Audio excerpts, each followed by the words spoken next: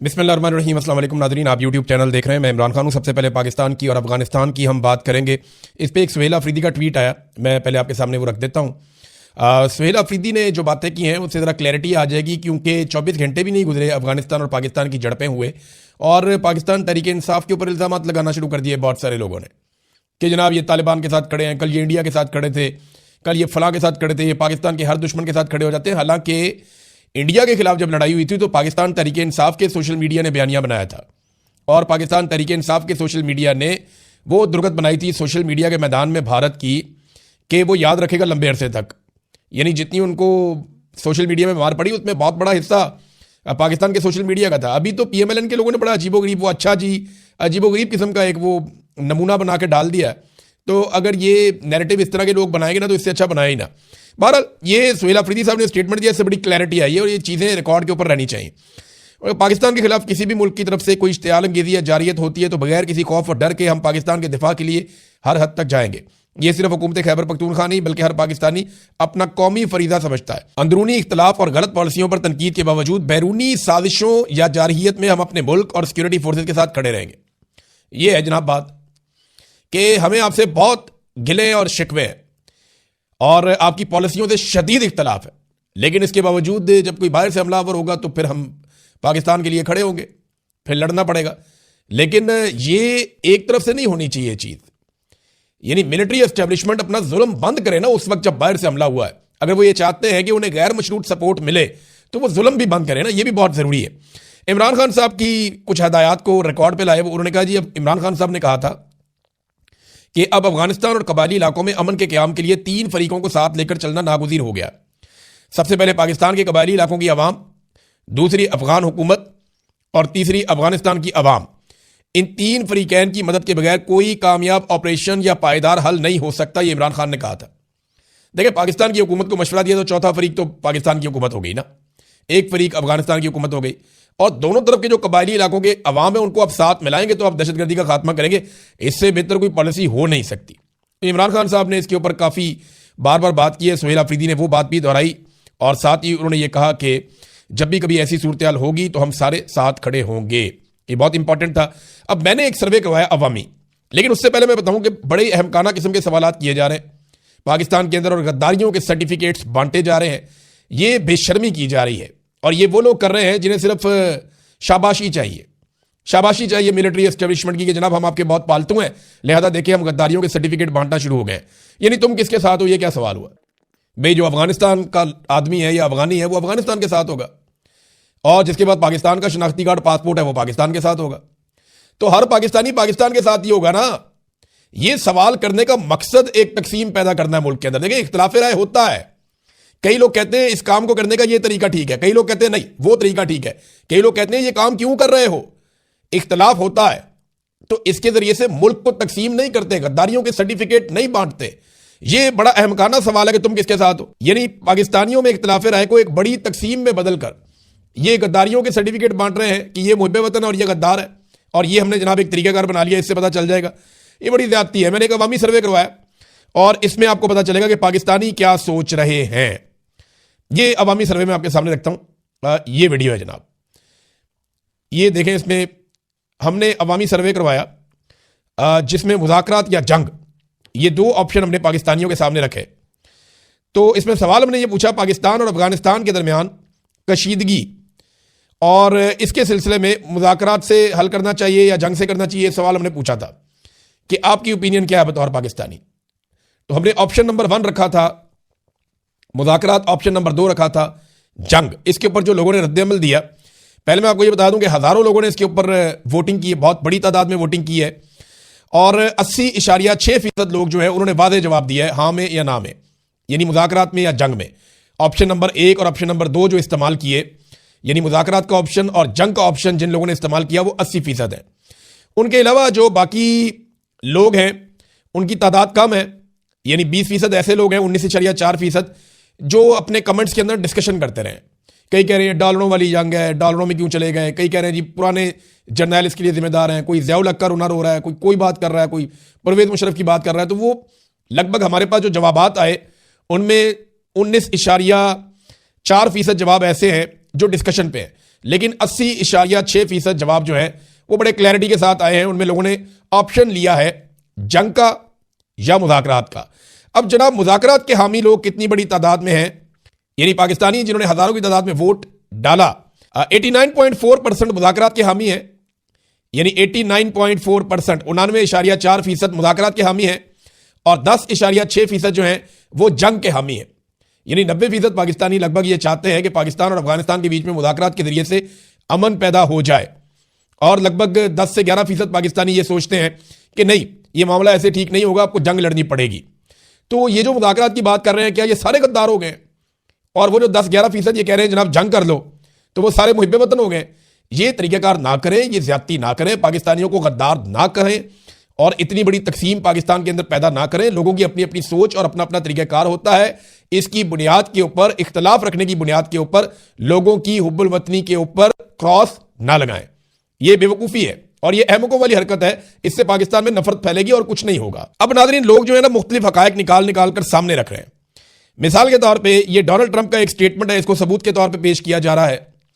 ये जो पुराना स्टेटमेंट है डोनाल्ड ट्रंप का, जिसमें डोनाल्ड ट्रंप ने कहा था कि अफगानिस्तान से हम बगराम एयरबेस लेंगे, उनसे हथियार लेंगे, और ये उनकी ख्वाहिश थी, और उसके सिलसिले में उन्होंने कहा था इकदाम होंगे। उसके फौरन बाद भी पाकिस्तान ने एक अटैक किया था अफगानिस्तान के ऊपर, एक झड़पें तब भी हो गई थी। और पाकिस्तान का रवैया डोनाल्ड ट्रंप के इन स्टेटमेंट्स के बाद बहुत तेजी से अफगानिस्तान के साथ बदला है, और बातचीत के बजाय हमने उनके साथ डायरेक्टली लड़ाई शुरू की है, और अफगान भी लड़ाई कर रहे हैं। वहां की हुकूमत जो है उसे भी मुज़ाकरात करने चाहिए, पाकिस्तानी हुकूमत को भी मुज़ाकरात करने चाहिए। डोनाल्ड ट्रंप ने जो मौजूदा लड़ाई हुई है उसमें खुशी का इजहार किया है, और अमेरिका पाकिस्तान के साथ खड़ा हुआ है इस लड़ाई में। मैं इसकी मिसाल आपको दे देता हूं। एलिसन एम हुकर जो हैं, ये अंडर सेक्रेटरी हैं यूनाइटेड स्टेट्स की पॉलिटिकल अफेयर्स की, और इन्होंने एक स्टेटमेंट दिया है कि पाकिस्तान के फॉरेन सेक्रेटरी से मेरी बात हुई है, और जो नुकसान हुआ पाकिस्तान का अफगानिस्तान के साथ लड़ाई में उसके हवाले से, और हम सिचुएशन को मॉनिटर कर रहे हैं क्लोजली।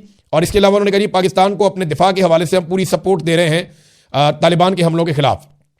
तो अमेरिका जो है वो इस सूरत में पाकिस्तान के साथ खड़ा हो गया है। और डोनाल्ड ट्रंप से जब इस हवाले से सवाल किया गया तो डोनाल्ड ट्रंप ने कहा, यानी खुशी का इजहार किया, यानी शाबाश वाला अंदाज था उनका। उन्होंने तारीफ की फील्ड मार्शल की और शहबाज शरीफ की। उन्होंने कहा पाकिस्तान अच्छा कर रहा है, मुदाखलत नहीं करूंगा।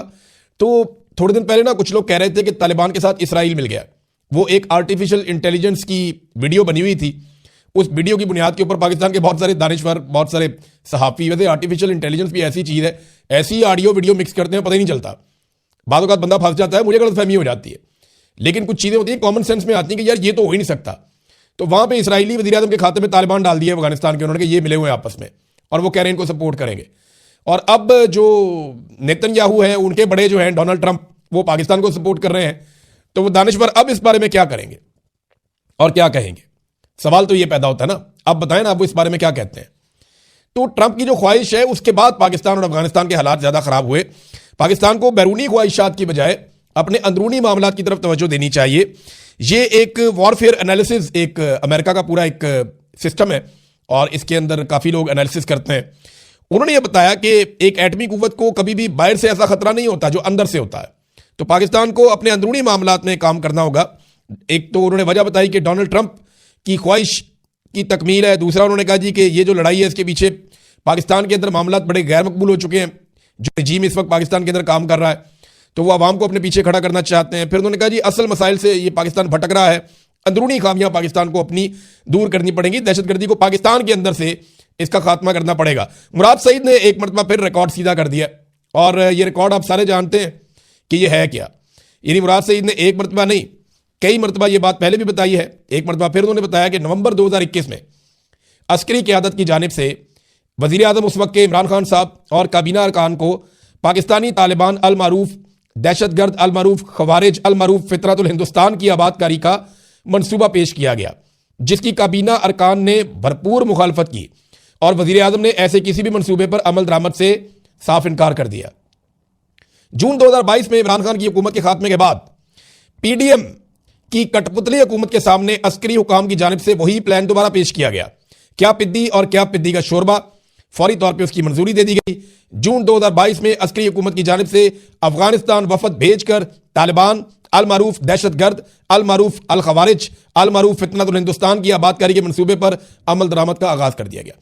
ऐसे पाकिस्तान में दहशतगर्द लाए गए, और उसके बाद अब उन्हीं दहशतगर्दों की वजह से अफगानिस्तान के साथ पाकिस्तान की लड़ाई हो रही है। और इन्हीं दहशतगर्दों ने पाकिस्तान के अंदर नाक में दम किया हुआ है। अब कोई उस अस्करी की आदत को, जनरल बाजवा को, जनरल फैज को, जनरल नदीम अंजुम को बुला के अकाउंटेबल करेगा कि भाई तुम लोग क्यों पाकिस्तान के अंदर इन दहशतगर्दों को लेकर आए।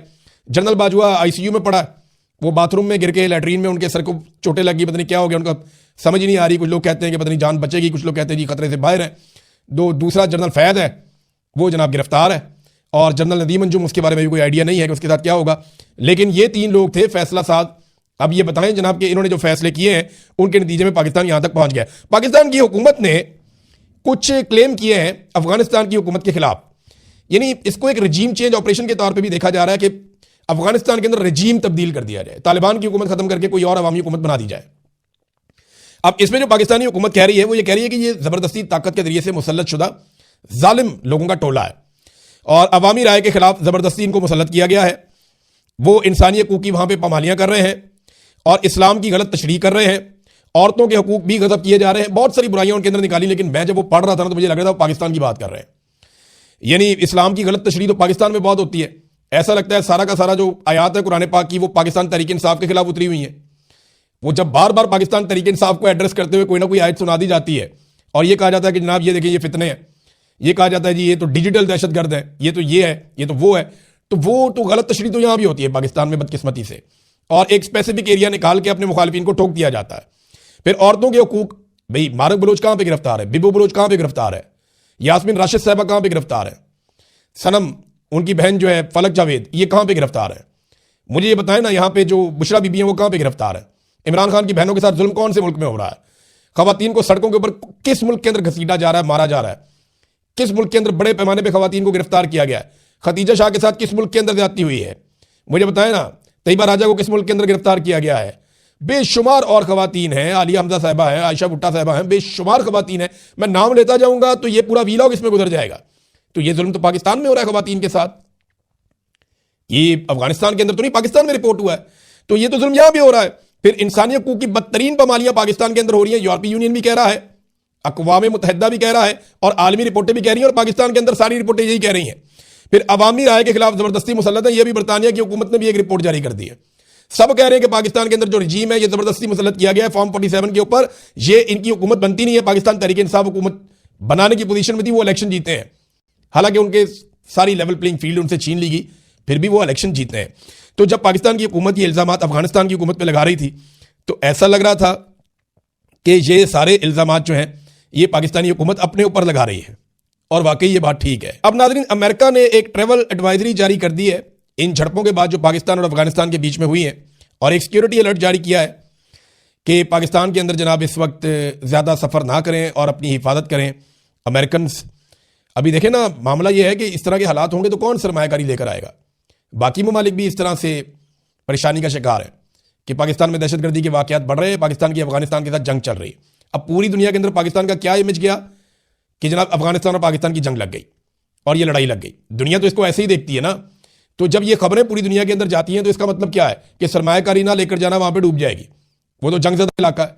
तो इस किस्म की हरकतें करते हुए आप थोड़ा बहुत खुशी तो हासिल कर लेते हैं। आपको ये तो लगता है कि थोड़ी रेलिवेंसी बढ़ गई है, आपको ये तो लगता है कि अमेरिका के साथ, डोनाल्ड ट्रंप के साथ ताल्लुकात मजीद बेहतर हो गए हैं, वो खुश हो जाएगा। लेकिन साथ ही साथ आप पाकिस्तान की पीठ में एक छुरा घोंपते हैं जिसकी वजह से पाकिस्तान में सरमायाकारी नहीं आती। यानी हम हमेशा इन जंगों का हिस्सा रहे हैं, हमेशा जर्नैलों ने हमें इन जंगों के अंदर झोंका है जो जंगें हमारी थी ही नहीं। और ये ख्वाजा आसिफ साहब ने कहा, मैं नहीं कह रहा, बहुत सारे लोग और पाकिस्तान में ये कहते हैं। अब तो जर्नैल खुद तस्लीम करते हैं कि हम गलत जंगों का हिस्सा बने रहे हैं माजी में, और आज भी शायद हम वही कर रहे हैं। हमारी पॉलिसी नहीं बदली। एमएल वली खान साहब ने ये बात की है, फजल रहमान साहब ये बात करते हैं, और पाकिस्तान तहरीक इंसाफ ये बात करती है। तमाम अपोजिशन जमातें, हत्ता कि हुकूमत के अंदर बैठी हुई जमातें भी कहती हैं कि हमारी पॉलिसी दहशतगर्दी के मामला को लेकर या अफगान पॉलिसी को लेकर बड़ी नाकस रही है हमेशा से। अब देखें ना, इंडिया तालिबान के साथ ताल्लुकात बना सकता है वहां से आके, तो हमें क्या मसला है, हमें भी उनसे ताल्लुकात बना लेने चाहिए थे कि भी बैठो बात करते हैं, दहशतगर्दी खत्म करनी है। आपके वहां भी हो रही है, हमारे यहां भी हो रही है, मिलकर मारते हैं, अपनी आवाम को साथ मिलाओ, हम अपनी आवाम को साथ मिलाते हैं। तो बैठ के इस चीज को किया जा सकता था, लेकिन ट्रंप की ख्वाहिश कैसे पूरी होती। अब नाजरीन, बरतानिया ने ईरान के अंदर अपना सफारत खाना खाली करवा दिया। बिल्कुल, चीन ने भी अपने शहरियों को सफर करने से रोक दिया। बहुत सारे ममालिक ने इस खित्ते के अंदर अपनी परवाजें बंद कर दी हैं। ईरान के शहरी बड़ी तादाद में गल्फ ममालिक की तरफ जा रहे हैं, और ख़ास तौर पे ओमान के अंदर बहुत बड़ी तादाद में मेरे को दोस्तों ने बताया कि वहाँ पे ईरानी शहरी पहुंचे हैं, क्योंकि वहाँ पे गालिबन वीज़ा फ्री एंट्री है, उसकी वजह से वहाँ चले जाते हैं। तो अब ईरान के ऊपर अटैक ऐसा लगता है कि अमेरिका कर सकता है। वो एक दबाव तो बहुत बढ़ा दिया उन्होंने, इसराइल में उनके नए हथियार भी पहुंचे हैं, उनका जंगी बेड़ा भी इसराइल में पहुंचा है। तो ऐसा दिखाई दे रहा है कि कुछ ना कुछ बड़ी एक्टिविटी इस खित्ते में हो सकती है। और अगर ईरान के साथ अमेरिका की लड़ाई होती है तो ये एक ऐसी चीज़ होगी जो पूरे खित्ते के बैलेंस को तब्दील करेगी। अब तक के लिए इतने, अपना ख्याल रखिएगा, अपने चैनल का भी। अल्लाह हाफ़िज़।